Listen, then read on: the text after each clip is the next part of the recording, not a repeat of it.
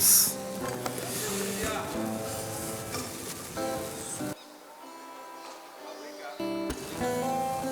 Oi, chegou?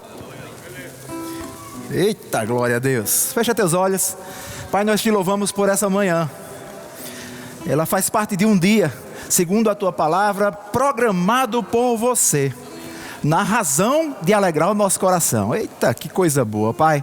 Quantos planos nós fazemos para ter alegria na nossa vida, mas como é bom saber que aquele que tem planos perfeitos, planejou esse dia, nessa intenção de que ficássemos alegres. Que bom poder começar o dia dessa forma, ouvindo a tua voz, falando com você, entoando os nossos louvores como uma expressão real do nosso sentimento, daquilo que você representa para nós. Como é bom poder falar sobre esse assunto de família. Sabemos que essa ideia começa no seu coração. E a isso nós nos rendemos nessa manhã. Fala conosco. Nós estamos como um solo preparado pelo agricultor para receber a boa semente. Sabemos que vai germinar e vai dar frutos, em nome de Jesus. Amém? Glória a Deus. Bom dia, bom dia, bom dia. Podem sentar. Eu queria pedir perdão por Andrina que não veio, que na verdade ela está trabalhando lá alguma coisa que está acontecendo lá no ministério. Acho que uma reunião, e ela foi convocada para preparar um bode, que também é um compromisso muito sério. E daqui a pouco vai todo mundo para o ministério. É aqui que tem um bode. Eita, glória a Deus. Que coisa boa poder estar com vocês nessa manhã. Eu queria agradecer Tadeu aí pelo convite. Tadeu, que quando a gente fala em família aqui na igreja, não desmerecendo os demais, mas a gente lembra logo de Tadeu, né? Porque tem uma vida dedicada a isso, né? Por quanto tempo, né? Ele, Tarcísio também. Quantas pessoas aqui que dedicaram a vida, tem dedicado a vida a isso. A gente tem que reconhecer, e eu principalmente, porque em muitas ocasiões, né, estava lá trabalhando nos encontros de casais e sendo ensinado por Tadeu. Tadeu parava muita coisa, que você sabe que Tadeu parar, por exemplo, se ele estiver comendo, para ele parar de comer, para lhe ensinar alguma coisa, só pode ser Deus. E ele parava, rapaz, e a gente conversava, muitas vezes até tarde, nos encontros que a gente viajava. A gente foi para um encontro em Areia, e a gente ficava lá até tarde conversando, e ele me ensinando, e como isso foi bom. E eu sou eternamente grato, Tadeu, por isso, por todos que contribuíram aí com essa jornada que a gente vem, e eu sei que vocês têm parte nesse negócio. Mas que bom poder falar sobre esse assunto, um assunto maravilhoso, um assunto que nasce no coração de Deus, né? Família é uma ideia de Deus, não é assim? A nossa questão não é entender isso, porque é fácil entender que a família é uma ideia de Deus. Talvez o problema saber é que ideia nós temos sobre família. Amém? Porque a gente vai sendo guiado pelas referências. Por exemplo, parte das coisas que eu tento adotar na minha vida, eu vi dos meus pais. Algumas dão certo e outras não. Não é assim? Ou só aconteceu com papai e mamãe? Não é assim? E aí você vai ajustando, porque nós somos diferentes. Mas a questão do sucesso da vida familiar é eu conhecer os princípios de Deus sobre o assunto. Porque se a ideia é dele, ele quem criou. Não é assim? Se ele criou, ele tem um manual. Então não precisa eu estar tentando inventar alguma coisa. Quando eu vi o cartaz que fala sobre relacionamentos à luz da palavra. Então, onde é que a gente erra? Quando a gente quer construir o relacionamento à nossa própria luz, nosso próprio entendimento. Eu acho que vai ser melhor assim. Quer saber de uma coisa? Eu vou dar uma surra nesse menino, se eu não matar. Isso é uma decisão. Isso é incomum. Lá em casa eu vi isso acontecer, né? A Andrina é muito braba. E por algumas vezes ela fez isso, né? Nossos filhos apanhavam tanto que tinha dia que eles apanhavam sem saber por que estavam apanhando. E ela também não sabia por que estava dando. Mas ela dizia, deixa aí de crédito, sei lá, alguma coisa, mas vai apanhar, né? Então, essas coisas que a gente vai adotando, porque a gente acha que esse caminho vai ser o melhor. Eu vou fazer assim que talvez seja melhor. Mas a Bíblia tem a resposta certa para tudo. E tudo está vinculado a essa palavra tão maravilhosa, amor. Amém? Eu confesso que às vezes eu paro para pensar um pouco como é que a gente conseguiu chegar nesse momento familiar que eu estou vivendo, porque algumas coisas que a gente fez, pelo amor de Deus. Mas sabe, eu fico pensando, é como se fosse uma partida, Tadeu, que a gente ganhou de 2-1. Levei um gol, mas ganhei. Amém? Então faça isso, a gente vai errar também. Amém? Quantos já erraram aqui na criação dos seus filhos? Levanta a mão, por favor. Quantos já erraram no relacionamento com a sua esposa? Levanta a mão, por favor. Quem não levantou é porque não está casado, está certo. Mas quando casar, provavelmente você vai passar por isso. Eu tinha um amigo que veio conversar comigo uma vez, estava acabando o casamento dele. Tinha uns 5, 6 anos de casado, estou acabando. Eu disse, mas rapaz, porque está acabando, não dá mais certo não. O amor acabou. A desculpa é essa, né? Porque se você pensar direitinho, o fato do amor acabar não é sinal de você abandonar, não. Por quê? Se o seu carro faltar gasolina, você deixa ele lá e vai embora? Você vai atrás de botar gasolina. Na verdade, você tem tanto cuidado que nem deixa faltar. Porque sabe o trabalho que dá depois que falta. Não deixa faltar amor no teu casamento. Mantém. Mas uma das coisas que ele dizia, que era a razão que ele se motivava para acabar o casamento, rapaz, 6 anos a gente vivia bem assim, mas o amor acabou. A gente nunca brigou. Eu digo, então foi isso. Foi isso que deu. Tem alguma coisa errada. 6 anos e nunca brigou? Meu Deus do céu. Nem provou a beleza e o prazer da reconciliação. Não é bom não? Hein? Meu amor, me perdoe e tal. E se abraça e vai lá, meia luz, acende uma vela, sei lá o quê. Rapaz, acende uma vela é triste. Mas isso é muito bom. Eu digo que está errado. 6 anos de casado, nem brigou. Tem alguma coisa errada aí. Então é isso. A nossa formulação, o que a gente pensa sobre família, é que vai gerar o resultado daquilo que você vai construir. E essa questão de ideia é uma coisa muito interessante, né? Que a gente vai trazendo essas ideias dos avós, dos tios, dos pais, e vai construindo a nossa ideia, e o sistema que eu adoto na minha casa, de repente não vai ser o seu lá, não vai ser o seu aqui, vai dar diferença, mas no fim de tudo, se eu ajustar com a palavra de Deus, com as ideias de Deus. Porque ideia é uma coisa muito interessante. Eu até disse uma vez isso e vou repetir. A gente, por exemplo, não precisa você levantar a mão não, para não ficar incômodo para você. Mas quem porventura nunca teve um receio, pelo menos, de tomar suco de manga com leite? Pela risadinha eu já vi que é isso mesmo. Eita, com leite não, com leite dá problema. A gente entorta, pode dar desinteria, pode... Quem criou essa ideia? Eu vou te dizer, se você for olhar lá no Google, você vai achar.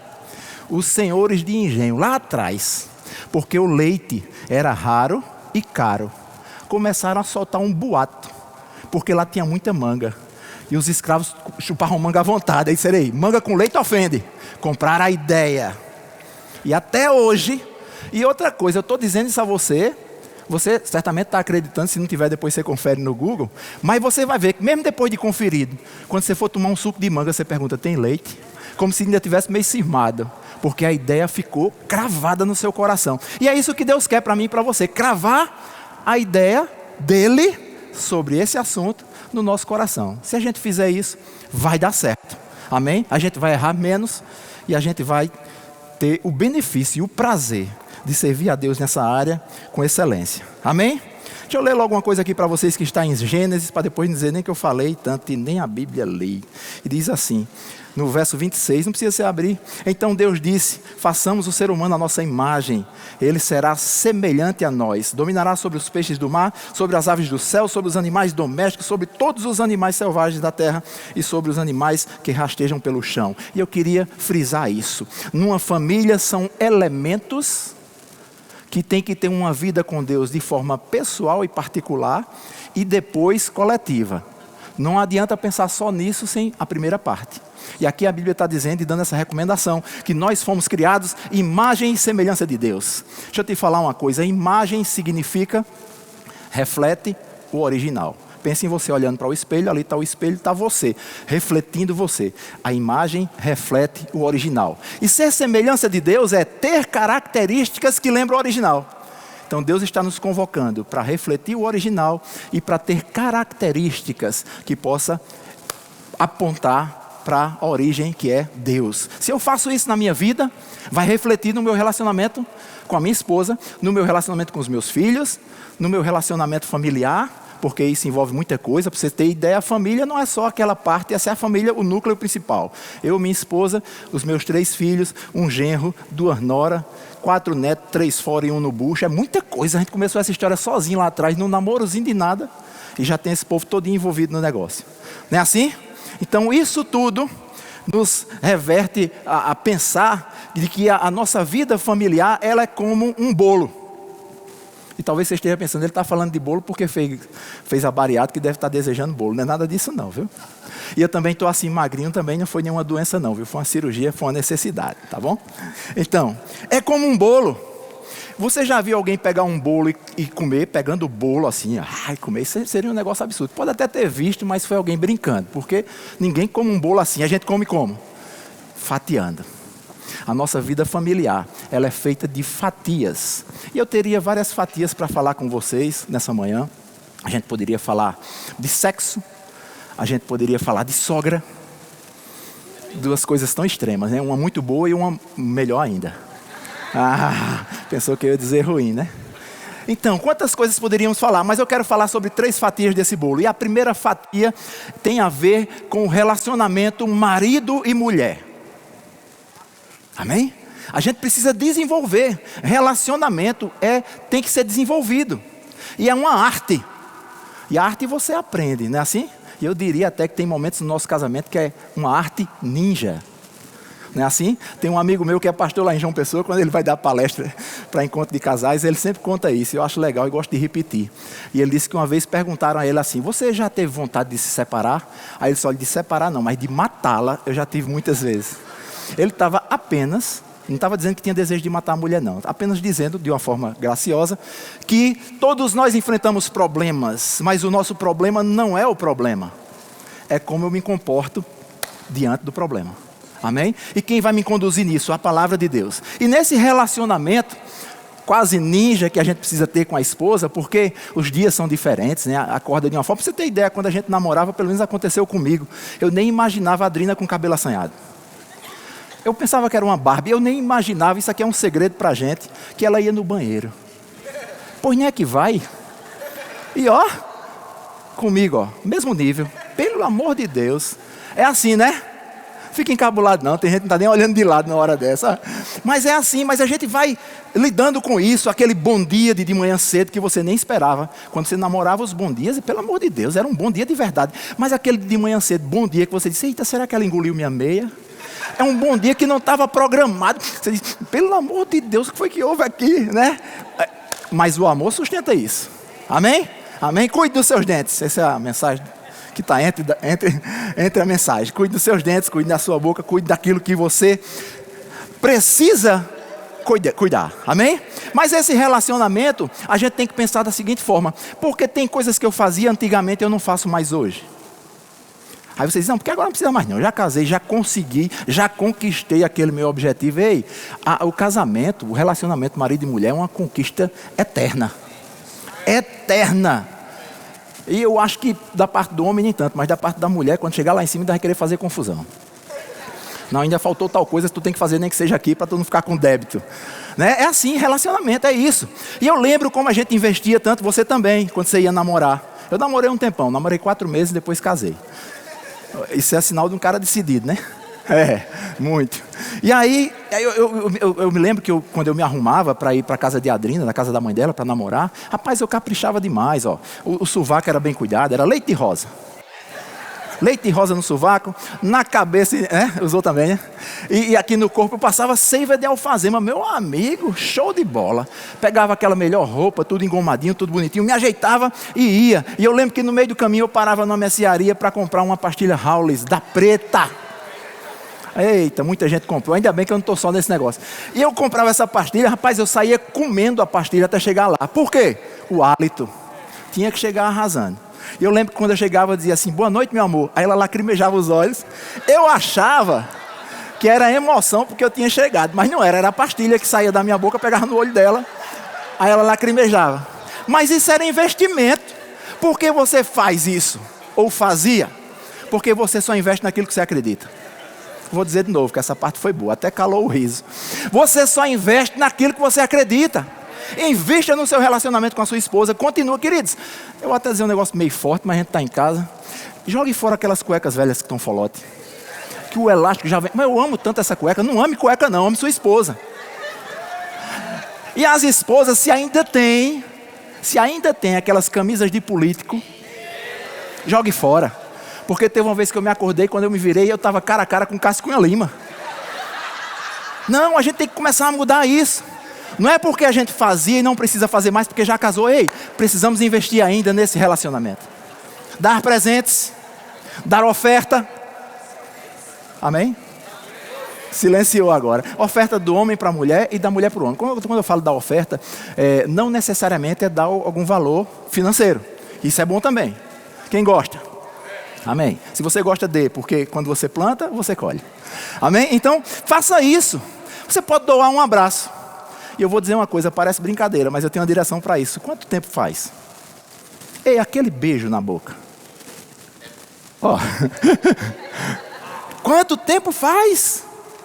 Aquele beijo, aquele abraço. Dizer que ama. Dizer que ama é legal, mas tem risco, né? Porque quando você diz à esposa, eu te amo, ela já sabe ou ela não sabe. Porque a expressão verbal vai confirmar as ações que vieram antes. Você pode dizer à sua esposa, eu te amo, e ela dizer, verdadeiramente ele me ama. Porque ele já provou no dia a dia. Ou ela pelo menos pensar, safado, que conversa é essa? Hoje mesmo me tratou mal de manhã cedo. Não é assim? Mas a gente precisa regular isso. Tenho que ter uma vida que vai respaldar o que eu falo. E eu tenho que chegar nesse nível de todos os dias poder dizer para minha mulher, eu te amo. Amém? Isso é relacionamento, é desenvolver. Presente faz parte disso? Faz parte também. Faz parte, dá presente a ela. Ou esposa dá um presente ao seu marido, sei lá, faz aquela comida que ele gosta e diz, olha aí, você agora vai ficar gordinho, olha que comida maravilhosa que eu fiz para você, sei lá, alguma coisa. Você sabe, porque isso tem a ver com o seu dia a dia. Eu lembro que quando eu estava conquistando a Adrina, eu pensei em dar um presente para a Adrina. E para homem, essa história de dar presente é horrível. Me perdoe se você tem habilidade com isso, eu estou dizendo por mim e por muitas pessoas que eu conheço. Como é difícil dar presente à mulher.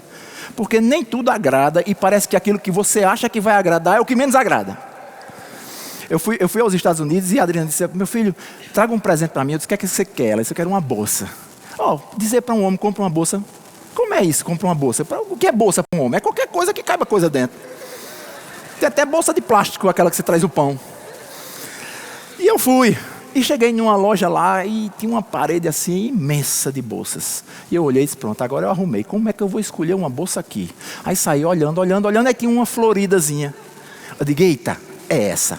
Não era essa, mas eu achei, é essa. Comprei, trouxe e entreguei para a Adrina seu presente. Ela olhou para a bolsa, olhou para mim. Ela olhou para a bolsa e disse, pelo amor de Deus, gente, tu escolhesse a pior. Eu digo, eu não sei, eu escolhi a que eu achava que era boa. Nunca usou, nunca mais eu vi essa bolsa. Não sei se virou bucha para começar alguma fogueira, mas a bolsa sumiu, acabou, ela não gostou, é ruim. E eu pensando em dar um presente para a Adrina, eu fiquei imaginando, cara, eu tenho que procurar alguma coisa que seja bem comum, que a maioria das mulheres gosta, igual para rosa. Então essa é uma dica. Eu não sei quanto tempo faz que você deu uma rosa à sua esposa, mas faça isso. Nem que seja para ela pegar o talo da rosa e depois dar uma lapada em você, mas faça alguma coisa. Mas aí eu fui comprar a rosa e aí vem o pensamento humano, porque o homem, ele calcula tudo. Ele não calcula só o preço da rosa não, para saber se vai levar 3 ou se vai levar só uma. Ele calcula tudo. E nesses meus cálculos, eu pensei, rapaz, eu vou dar uma rosa à Adrina. Ela vai pegar, vai botar em alguma coisa com água dentro. Não é assim? Aí fica ali, uma semana no máximo, daqui a pouco começa a murchar, começa a riar, daqui a pouco as pétalas perdem a cor, começam a cair e ela vai jogar no lixo. Acabou-se meu presente. Duração máximo 10 dias. Depois o presente, acabou-se. Ela nunca mais, talvez até esqueça disso. Aí eu digo, qual é a boa? Vou comprar de plástico. É aí onde a gente às vezes erra, vai para o pensamento humano. Mas eu disse, eu vou comprar de plástico. Por quê? Porque eu boto um pouquinho de seiva de alfazema.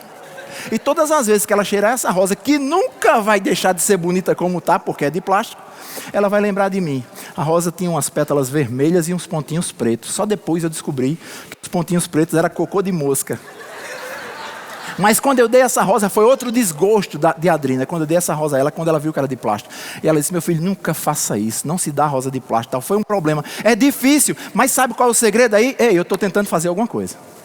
Uma hora eu acerto, não é possível. Agora eu não posso desistir porque deu errado a primeira vez.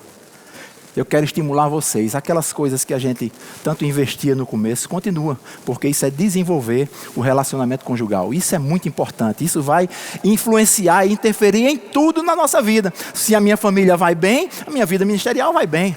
O meu trabalho vai bem, a universidade vai bem, tudo vai bem, porque eu já estou saindo de casa bem. E nós não podemos, não devemos viver 2 modelos de vida. Uma vida que a gente mantém em casa, que é aquela meia de segredo, porque tem as paredes da casa, e ali estou eu e a minha esposa, e ali eu sou grosso, e ali eu dou bufete em cima da mesa, mas quando vem para a igreja, o riso, a paz do Senhor, meu irmão. Talvez essa seja uma palavra assim um pouco pesada, mas é só para despertar, assim. Eu não estou dizendo que você está passando por isso, graças a Deus por isso também, porque nessa igreja a gente tem aprendido muito, e a gente sabe como proceder. Mas eu gosto de dar esse exemplo, é como se o ministro estivesse em uma igreja, não aqui, em uma igreja, e aí alguém chega no final do culto, aí diz, rapaz, o irmão fulano está enfermo. Aí o irmão diz assim, então vamos orar por ele, chama o povo aí. Aí junta gente, aí começa logo dizendo os versículos. A Bíblia diz que os sinais, aleluia, hão de acompanhar os que creem, em meu nome imporão as mãos sobre os enfermos e eles serão curados. O cara já está quase bom, só por causa do pantinho. Aí vai, coloca a mão, ora, aquele negócio todo. Aí o mesmo ministro vai para casa. Quando ele chega em casa, aí a esposa diz, amor, eu estou com dor de cabeça. Ele diz, toma um Dorflex. Aí eu pergunto, quem é ele? Eu respondo, o irmão Dorflex. Aquilo ali era uma cena. Mas quando eu faço essa cena ser verdade aqui em casa, que só estou eu e a minha esposa, ou eu, minha esposa e os meus filhos, quando começa a... É fácil, vai ser fácil. Ei, não vou nem precisar chamar a gente para ver. Porque eu não vou precisar que ninguém olhe para mim com heroísmo. Eu vou simplesmente fazer porque isso é comum, porque eu já faço em casa. Por que dificuldades de culto de oração? Porque tem tão pouca gente nos cultos. Porque o pessoal sempre tem uma atividade na terça-feira à noite. É porque a gente às vezes não está exercendo isso em casa. Deixa eu te dizer, a casa é onde começa tudo, inclusive a igreja. Começa em casa. Depois ela vai refletir onde você estiver. Eu tive dificuldades com... Eu gosto de contar os meus exemplos, porque eu fico mais seguro. Eu gosto de falar dos meus do que dos outros, né? Mas eu tive muita dificuldade com o culto de oração. Perilo, rapaz, para mim, para o culto de oração, era como quem está levando um boi para o matador. Porque, na minha cabeça, antigamente, era o pior culto que tinha. Porque era pesado, cansativo. O culto tinha mais ou menos 1h30, 2 horas. Para mim, eram 10 horas. E eu ficava... Mas tinha que ir. Porque o líder da igreja tinha dito que quem não fosse para o culto de oração, ele ia tirar daquilo que você faz. Eu não queria sair do que eu fazia, aí eu tinha que ir. Que razão é essa para ir orar? Mas por que essa dificuldade? Porque eu já não orava em casa. Se eu fosse um homem de oração em casa, ia ser fácil para mim ir para o culto de oração. Amém? Se eu adoro em casa, pego lá o violãozinho, levanto as mãos, começo a cantar ali sozinho. É fácil para mim fazer isso na igreja. Não precisa nem... Tá aquele apelo muitas vezes que tem aqui, levante suas mãos, adoram, pelo amor de Deus, você veio aqui para isso, bora meu irmão. Não, você já está lá, porque já é comum, você já faz isso. E eu fui uma vez para um desses cultos de oração que para mim era tão cansativo. E eu cheguei lá e disse, meu Deus do céu, será possível mais um culto de oração? E eu vi que uma irmã se deitou assim num cantinho, e ela ficou lá orando no chão. Eu disse, olha que bênção, rapaz. Próximo culto de oração, eu vou me deitar num cantinho. Próxima terça, vou eu para a igreja, começa o culto de oração, e eu me deito, e eu pensando, o que é que vão pensar de mim? Homem de oração, rosto no pó. Eita, ali mesmo eu dormi, meu irmão. Me acordei com o irmão batendo em mim. Aguinaldo, opa, aleluia, glória a Deus, assombrado. E o culto passou rapidinho. Por que isso? Volto a dizer, porque não era comum para mim. Torne comum as coisas que acontecem fora de casa, em casa. Ou as coisas que precisam acontecer fora de casa. Na igreja, essa unidade, esse amor uns pelos outros, a facilidade para vir ofertar. Mas a gente já começa esses treinamentos em casa. Uma outra fatia desse bolo tem a ver com a criação dos nossos filhos. Você que já tem filho, que bênção. A Adrina não está aqui, eu vou poder tomar assim. Porque senão ela reclama. Rapaz, a taça estava lá. Para não sujar, né? O pensamento do homem. Aí não suja, já pode guardar e depois usar para outra pessoa. Relacionamento com os nossos filhos, que bênção. Filho é bênção. Aquela foi a primeira, e algumas pessoas até atrapalharam que eu tinha vindo com a Adrina, o sinal de que a Adrina está muito nova, ou Lívia não está tão nova. Mas que bênção, veio o primeiro filho, que coisa boa. Depois veio o netinho, depois veio Arthur, e a gente foi desenvolvendo relacionamento. Eu até gosto de dizer isso. Nós precisamos descobrir na nossa casa a veia da casa. Toda casa tem uma veia. Não é uma veia, Tadeu, uma veia. Que veia é essa? É aquilo que é comum para todo mundo. Não é assim? Lá em casa o que é comum para todo mundo? Luta. Luta lá em casa, pelo amor de Deus. Desde pequenininho esses meninos, tudo acostumado com luta. Então lá em casa eu luto, Netinho luta, Adrina é uma luta, Arthur luta, todo mundo está envolvido com luta, de uma forma ou de outra, mas tá. Então a gente pega essa linha e a gente começa, eu não sei se alguém já presenciou isso, mas às vezes eu vou cumprimentar um dos meus filhos no ministério, a gente tem isso como sendo, sei lá, faz parte da vida da gente. A gente vai e abraça de um jeito tal que se um der bobeira, o outro já pega o pescoço e a gente fica rindo, aquilo é divertido para a gente. Eu não quero dizer que você tem que fazer isso. Você tem que descobrir qual é a veia da sua família. De repente é balé. Se for balé, o conselho é, compre uma sapatilha e dê umas rodadinhas. Mas eu quero dizer, ei, faça alguma coisa. Porque os nossos filhos, amanhã, vão refletir aquilo que viram na vida da gente.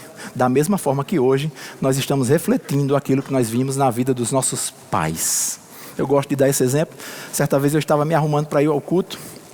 E eu estava no meu quarto, me ensacando, né? Ensacando a camisa. E eu tenho o costume de ensacar a camisa por dentro da cueca.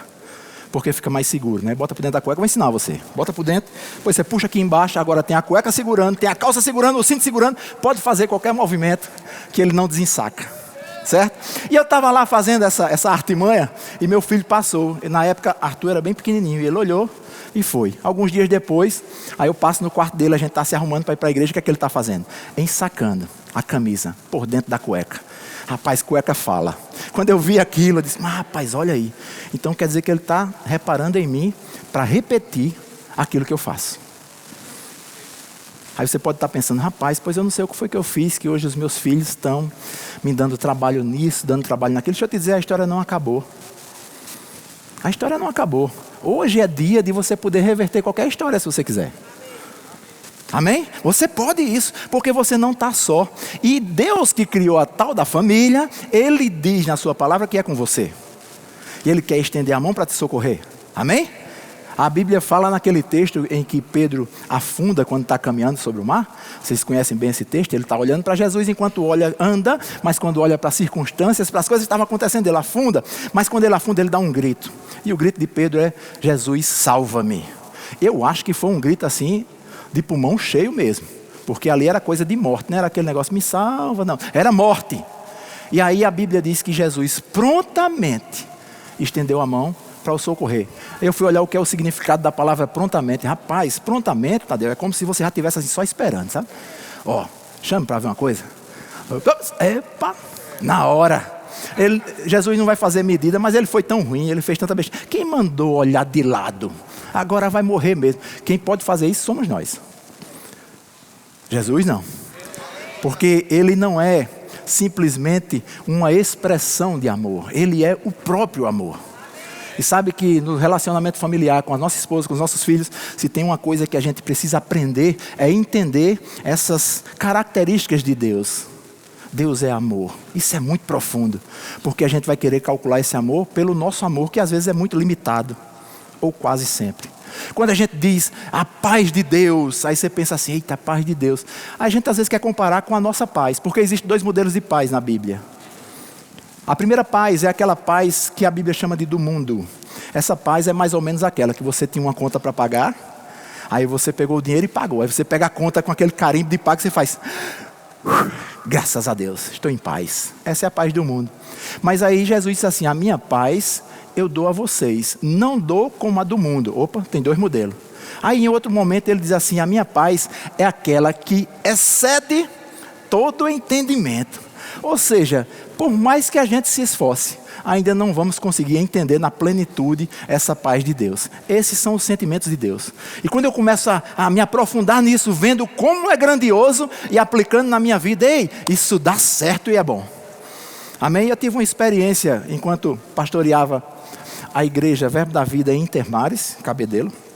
E essa experiência eu gosto muito de compartilhar, porque foi muito forte. Nós estávamos em plena reforma da igreja. Quem já foi pastor aqui ou e que sabe o que é reforma de igreja, pela caridade. Na verdade, alguém pode ter dito a você, faça essa reforma, depois vai estar tudo bem. Foi mentira. Reforma em igreja é chamada rosca sem fim. É uma coisa que nunca acaba. Porque quando você conclui uma parte, aí a igreja cresceu. Agora precisa arrancar aquela parede, afastar não sei o quê, é assim, e vai. E a gente estava em plena reforma da igreja, e tinha um salão grande que a gente precisava iluminar, que ali ia ser o local da igreja. Funcionava do lado, e a gente vinha para um canto maior. E eu chamei um especialista, que era o eletricista. Se você vai mexer com energia, eletricista é o especialista. Esse às vezes é um grande erro da igreja. A gente acha que a gente sabe fazer tudo. Aí começa a fazer gambiarra. Gambiarra significa fazer 2 serviços. Desmanchar depois a gambiarra e fazer o serviço certo. Foi só uma observaçãozinha à parte. Aí vamos lá. Eu trouxe o eletricista e disse, vê aí o que é que vai precisar. Ele disse, eu vou calcular. Ele calculou, aí botou num papel o que ia precisar de fios. De fios. Ele disse qual era a bitola do fio. Isso, muito bem. Ele disse qual era a bitola e quanto eu ia precisar. Botou lá tantos rolos de fio assim, um papel para a loja. Peguei no caixa da igreja, me dei aí logo R$150. E eu pensando, eu vou com 150, isso passa muito na cabeça dos pastores. Eu vou com 150, vou voltar com os fios, com a nota e o troco. Vai ter fé assim aonde, pelo amor de Deus? Lá vou eu para a loja. Cheguei lá, entreguei o papel ao cara do balcão. Ele fez as contas e eu disse, quanto custa? Ele fez R$1.200. Eu disse, não, peraí, o senhor não entendeu não. Isso aqui é só para uma igreja. Ele disse, o que tem no papel custa R$1.200. Aí vem o lado humano. Meu Deus, e agora? Como é que eu vou resolver isso, rapaz? Com 150 o negócio é 1.200. Mas na hora eu me lembrei que tinha Carol. Carol é construtora, era lá da igreja. E ela estava fazendo um prédio. Aí meu pensamento, cara, eu vou falar com Carol. Porque se ela faz para uma igreja dessa foi 1.200, eu imagino para um prédio, tanto de fio que não compra. Vai que ela consegue comprar mais barato em algum canto. Beleza? Pensamento bem pastoral. Aí liguei para ela. Comecei a falar com ela e explicar o que é que eu precisava. Aí ela disse, mas Aguinaldo, olha que coisa. Eu comprei uns fios aqui para o prédio, dessa mesma bitola que você precisa. E eles mandaram errado. Mandaram numa quantidade maior. E para devolver a diferença é uma complicação tão grande, porque tem que fazer uma nota fiscal de devolução, tem que pagar a transportadora, é tanta confusão que a indústria lá disse, eu vou deixar esses fios aí por um preço bem baixinho para você. Aí ela disse, esses mesmos fios eu vou passar para você por um preço bem baixinho. Eu disse, quanto é o preço baixinho? Ela fez R$150. Vocês lembram que foi o dinheiro que eu peguei para sair da igreja? Foi que eu fiz dentro da loja ainda, no final da ligação aqui, eu disse, Deus é bom, bem alto. Aí os clientes olhando assim para mim, e eu cheio de razão, é bom mesmo, e aí? Só que na mesma hora que eu disse, Deus é bom, aí ele falou comigo, disse, ei, eu sou bom porque deu certo? E se tivesse dado errado? Você vê como a gente ainda não entende na essência esses sentimentos que a gente atribui a Deus. Essa bondade de Deus, ela não depende do que dá certo ou errado para você. É a essência mesmo. Ele simplesmente é bom. Amém? Uma outra fatia desse bolo, e eu quero encerrar com essa, para depois você ir tomar um café com bolo. A outra fatia desse bolo é a fatia financeira, que às vezes gera tanto problema, tanto conflito. O marido não sabe quanto a mulher ganha. Na verdade a mulher nem ganha e ele acha que ela ganha. A mulher não sabe quanto o marido ganha, esconde tudo. Eita! Compra uma calça e bota escondido lá embaixo no guarda-roupa para ela não ver que você comprou a calça. Depois quando ela vê, não, essa daí é muito antiga, faz tempo que eu tenho. Por quê? Porque tem uma indefinição nessa área. E nós precisamos definir essa área. E a questão do lado financeiro, da vida familiar e da vida pessoal, não tem em fator principal como você administrar as suas finanças. Eu sei que isso é muito importante. Mas antes de aprender sobre a administração de finanças, nós temos que aprender sobre o que a Bíblia diz com relação a mim e as finanças. Tem um texto na carta de Paulo aos Filipenses, no capítulo 14, que Paulo está ensinando de uma forma espetacular sobre como lidar com isso. E uma das coisas que ele ensina, que fica bem gravado, a primeira coisa, ele diz assim, aprenda a estar satisfeito com o que você tem. Amém? Nesse bolo, nessa fatia do bolo, que a gente chama de fatia financeira, eu quero dizer para você, o primeiro passo é você estar satisfeito com o que você tem. Agora, deixa eu te dizer uma coisa, isso não te impede de desejar coisas novas. Amém? Só que o primeiro passo para você chegar nas coisas novas é estar satisfeito com o que você tem. Rapaz, você está dizendo isso, mas eu fui para a igreja a pé. Diga muito obrigado pelas minhas pernas. Você pode dizer, isso é uma desgraça de vida, todo mundo vai de carro, eu vou a pé. Ou você pode dizer, pai, muito obrigado porque eu tenho como ir. Amém? É uma questão de decisão. Primeira coisa, seja satisfeito com o que você tem. Uma outra coisa que Paulo ensina na sequência desses versos, acho que do 11 ao 13, do capítulo 4, ele começa a dizer assim: eu aprendi o segredo de permanecer feliz e contente em qualquer situação. Então a minha questão não é aquelas decisões financeiras e administrativas, não. Primeira coisa é, satisfeito, rindo, feliz, porque a nossa alegria no âmbito pessoal e familiar não depende do que nos cerca. É uma dependência de dentro, por isso que as coisas que nos cercam não devem roubar a alegria que está dentro, porque essa alegria vem de Deus. Amém? Então ele diz: aprendi o segredo de me sentir contente em qualquer situação, quer esteja alimentado ou com fome, quer tenha muito ou tenha pouco. Paulo está dizendo, mesmo com fome eu continuo alegre. Olha que coisa, isso para o brasileiro é interessante, né? Porque a gente gosta de comer, e parece que a primeira coisa que cai quando a gente está com fome é o semblante, e a gente ainda cai na besteira de dizer: eu estou morrendo de fome, né? Não está morrendo, você só está com um pouquinho de fome. Calma, rapaz. Vai olhar lá na África que você sabe o que é morrendo de fome. Não é assim?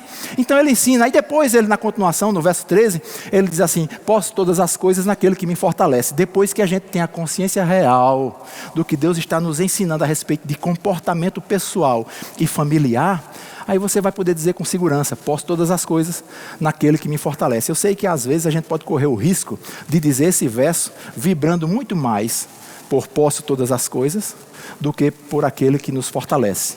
Mas só dá para poder todas as coisas se der atenção àquele que nos fortalece. Amém? É desse jeito, queridos, é assim que funciona. A versão NTLH, nesse verso 13 do capítulo 4 de Filipenses, diz assim: com a força que Cristo me dá, eu posso enfrentar qualquer situação. Agora ficou mais fácil de entender. Ei, Deus dá para você e para mim uma força espetacular, sobrenatural, para a gente poder enfrentar qualquer situação, sabendo que vai passar, vai ser resolvido. Amém? Nessa convicção. E isso é fé, o combustível que deve nortear a nossa vida, tanto no âmbito pessoal como no familiar. Então pensa sobre isso. Relacionamento marido e mulher, relacionamento com os filhos e finanças. Você pode salvar o seu casamento. E nunca pense: o amor acabou. Porque, volto a dizer, lembra lá do teu carro, se porventura faltou gasolina, você não abandona, você vai resolver o problema da gasolina, porque você valoriza aquele bem que você tem, valorize a sua família. Amém? Fecha teus olhos, eu quero orar com você. Pai, muito obrigado por tua palavra, ela que norteia a nossa vida, e é nela que nós queremos nos moldar, é a ela que nós queremos nos moldar. Nós queremos largar as nossas próprias decisões, ou os pensamentos, ou aquilo que a gente acha, rendendo tudo ao que você diz na sua palavra. Para isso precisamos buscar, para isso nós precisamos conhecer, e sabemos que temos um ajudador, um estimulador dentro de nós, o teu Espírito Santo. Pai, nessa manhã nós queremos que essas palavras não fiquem só num momento tão descontraído de estar junto, ouvindo sobre você, mas que possa ser uma verdade implantada no nosso coração, para que a gente possa andar executando as verdades bíblicas e tendo sucesso em tudo o que formos fazer, em nome de Jesus. Amém? Eu peço para que você continue um pouco com seus olhos fechados, por favor. Porque nós fazemos isso, não é um ato religioso, mas é porque quando a gente fecha os olhos é como se não tivesse mais nada ao redor, e nesse momento a gente está olhando para dentro, né? E eu queria estimular você a pensar sobre isso. Nós poderíamos fazer um apelo agora de novo nascimento, apelo de cura, apelo de batismo no Espírito Santo, mas eu queria fazer algo diferente e não vou nem chamar você aqui à frente. Eu quero só que você pense sobre isso. Sabe, nós temos em nossas mãos o poder da decisão. E eu quero estimular você nessa manhã a pensar sobre em que ponto, em que situação você se encontra nesse âmbito familiar. Relação com sua esposa, com seus filhos e até com você mesmo, com a sua família de outro grau, os pais da sua esposa, seus pais. Sabe, Deus separou esse período, esse tempo, para estarmos ouvindo um pouco sobre isso, porque é desejo de Deus que venhamos a estar bem, plenos nessa área. Vou te dizer mais uma vez, se essa área vai bem, tudo vai bem. Se a área familiar vai bem, tudo vai bem. Analisa, vê onde você está nessa história. E pede a Deus direção para saber o que precisa ser feito. O segredo do sucesso da vida cristã é sensibilidade para ouvir a voz e ousadia para obedecer. Aleluia. Vou dizer mais uma vez. Sensibilidade para ouvir a voz e ousadia para obedecer. Está nas nossas mãos a prosperidade bíblica, ou seja, ser bem-sucedido em tudo o que formos fazer. Amém? Sejam abençoados em nome de Jesus. Antes de tudo, antes de encerrar, eu queria falar para vocês sobre esses livros que estão lá na nossa livraria. 2 livros de Luciano Subirá. Um deles é Como Flechas e o outro, O Propósito da Família. O terceiro livro de Kenneth Hagin é Construídos para Durar. Esses 3 livros fazem parte de um combo que tem aí, esperando por você, com 30%